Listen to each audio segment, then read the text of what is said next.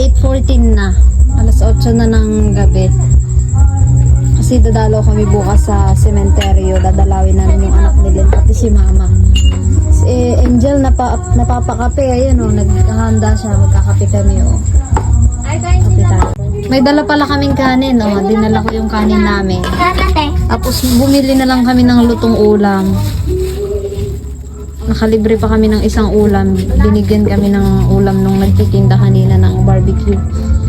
Ayun si Angel. Angel, kape tayo. Sige, kape tayo. Happy po tayo. Oo. Kape tayo. Palitin na to ah. Palitin na tong mga garapon ah. Titimpla si Angel ng kape. Nandito kami sa bahay ng ate niya, sila Len, dahil na-miss niya nga, di ba? Umiyak siya nung nakaraan dahil na-miss niya daw sila. Sipag talaga ni Angel, oh. Siya ang naghanda, oh.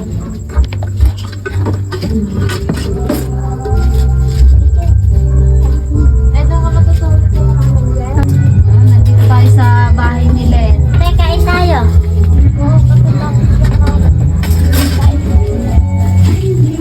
Kain ulit tayo, Len. O, dito. Kain tayo.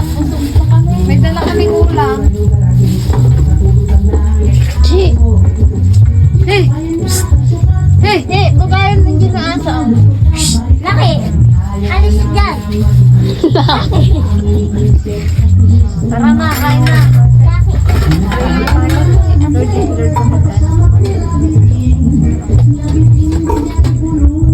Tara na dito.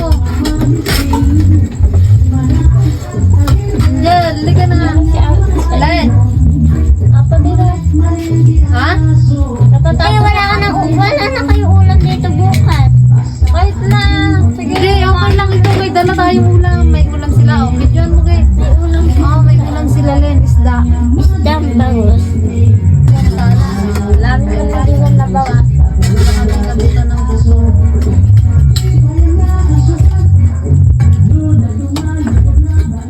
Makarolen. Hindi ka nakikain lang. Tinitimplahan tayo ni Angel ng kape.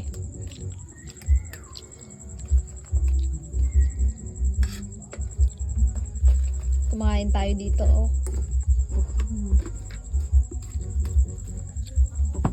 Puro ang kape niya dito, Angel. Pero sa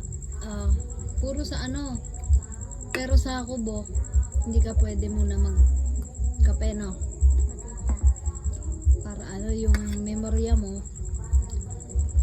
hindi humina. Uy, punong-puno. Kalahati lang yan.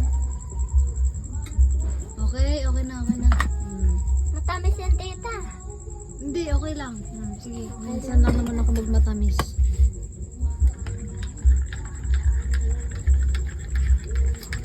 Sige, pag naman. Thank you.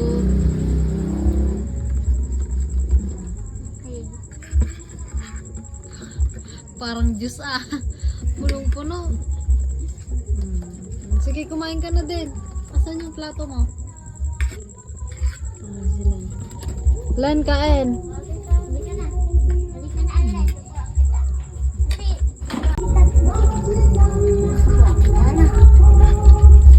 Susubuan mo? Sige. Ko lang na nasusubuan.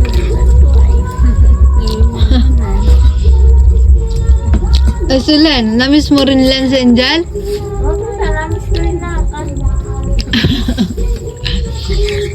Kahit sino naman makakamiss eh.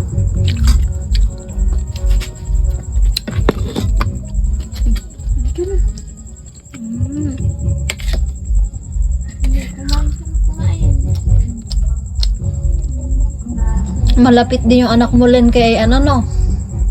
Si baby at kamag-alam. Namiss niya si Angel. Maasim? Maasim, bebe?